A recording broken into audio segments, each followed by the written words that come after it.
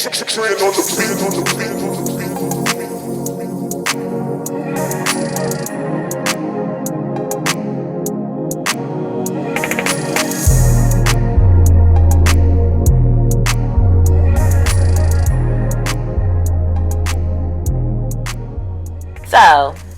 best friends, let's take our gel because we gotta gel these edges back because my braids are old, and so I need to take my hair down and get them rebraided. So until then, we're gonna fake it till we make it, and we're gonna gel those edges down. All right, so I'm using some Got2b glue in a black bottle, and I am just gonna use my bristle brush, my soft bristle brush, because these are my edges. These things are sensitive, and we're gonna brush them down. So I'm going to take my stocking cap, and I am going to lay it down on my hairline, and I'm going to pull it down my ears and cut my ears out of the little, cut some holes in the stocking cap and pull my ears out. And I am going to use my Got2b free spray to secure my stocking cap onto my head so I could go in with glue.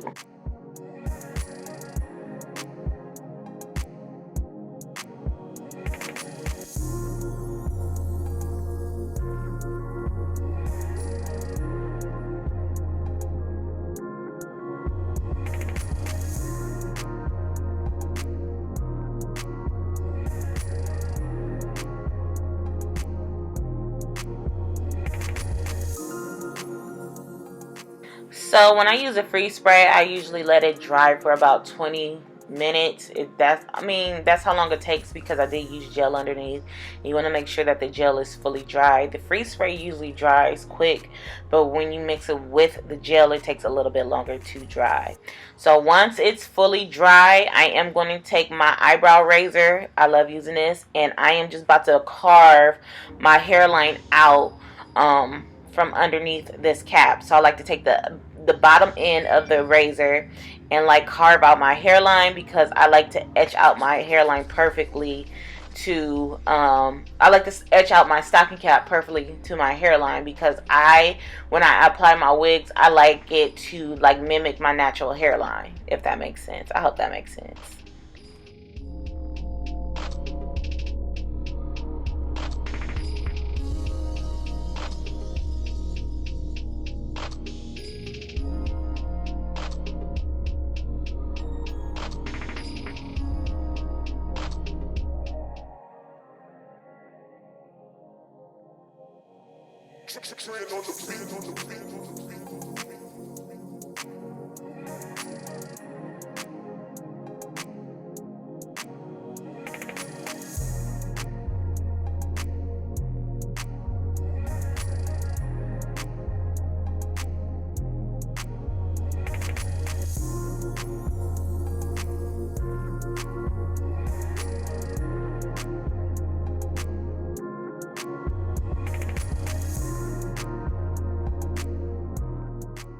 So once I have my stocking cap set, I'm going to take my Ruby Kisses Foundation Concealer Duo, and I am in the shade 16. I kind of use the darker shade for my stocking cap because it just looks better underneath my wig.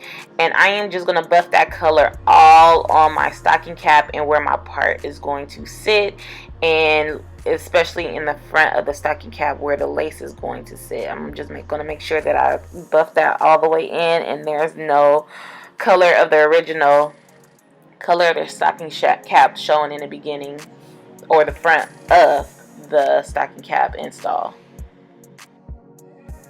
So because I know that I'm going to use actual lace glue to adhere this wig down, I have to clean my hairline. So I'm going to take some 91% alcohol with my towel that I normally use for my wigs, and I am going to run that alcohol along my hairline, not touching the stocking cap, because if the stocking cap touched the alcohol or the alcohol touched the stocking cap, it will lift, and so you want to avoid that, right?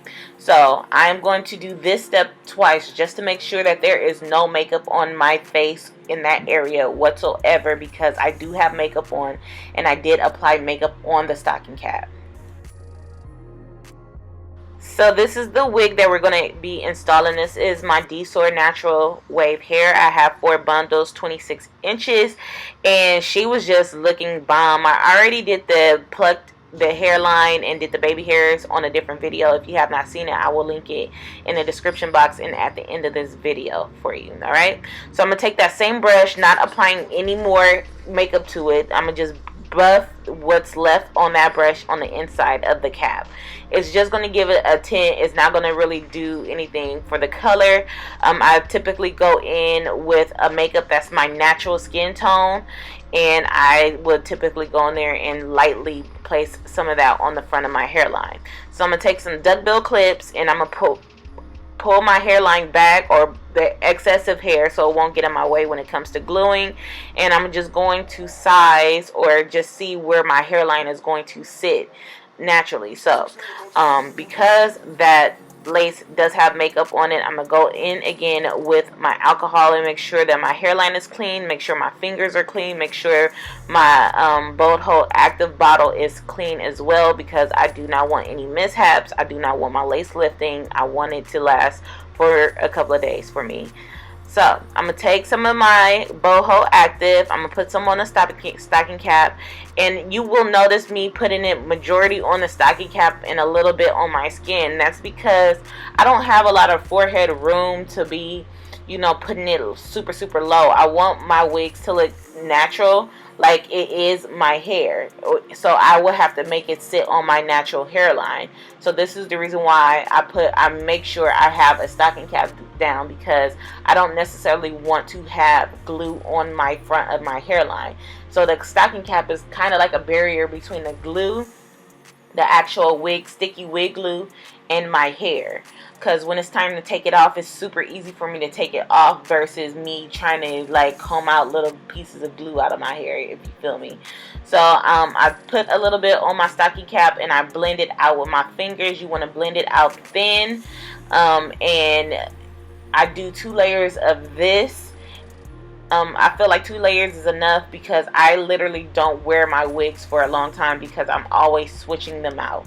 So 2 layers is definitely enough for me, especially because I take off my wigs probably in 4 to 5 days.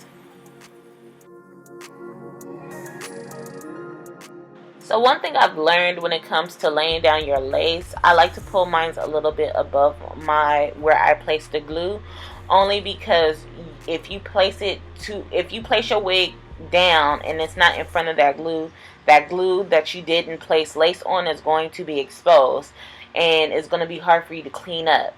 So if you place it in front of the glue, you can actually kind of cut into your hairline. And it's okay if you cut into your hairline, because it kind of just, you know, makes it look more customized, makes it look more natural. So you could cut into your hairline and carve out your hairline that you want. I'm going to do a really detailed video of this because I get asked a lot, especially when I do my widow's peaks, because I naturally have a widow's peak that I typically cut off because I usually wear colored hair. And if I have a widow's peak, it usually like shows. So I'm definitely going to do a video on that. And I like to take my blow dryer. This is my Silverbird, I think that's what it's called. And I like to take it on warm, and I just, you know, go through and put some warmth on my lace and my glue just to help it blend in. And so after I feel like I did enough with the blow dryer, I'm going to go in with my razor and just carve out my hairline. And I'm going to make sure I pin up my baby hair so I won't cut that, because I took my time out to already have those cut.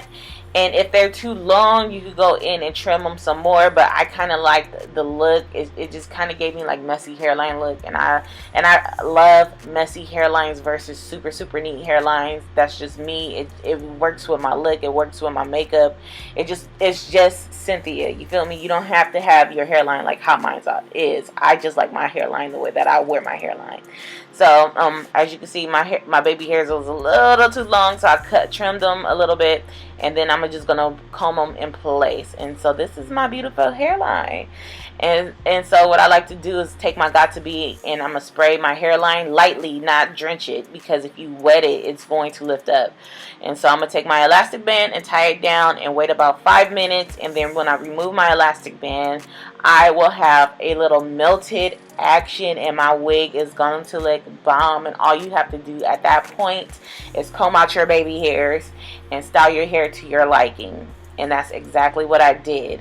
And so like this is basically the general of how I install my wigs, but I am going to go and do a detailed tutorial of how to really carve out your hairline and what do you do to make sure that if you have a hairline like mine, and how you should carve out your hairline. Alright, so again, this hair is from DSoar. Thank you for sending me this hair. If you haven't seen the other 2 videos of me plucking and me making the wig, I will leave them down below in the description box. And until next time, bye best friends.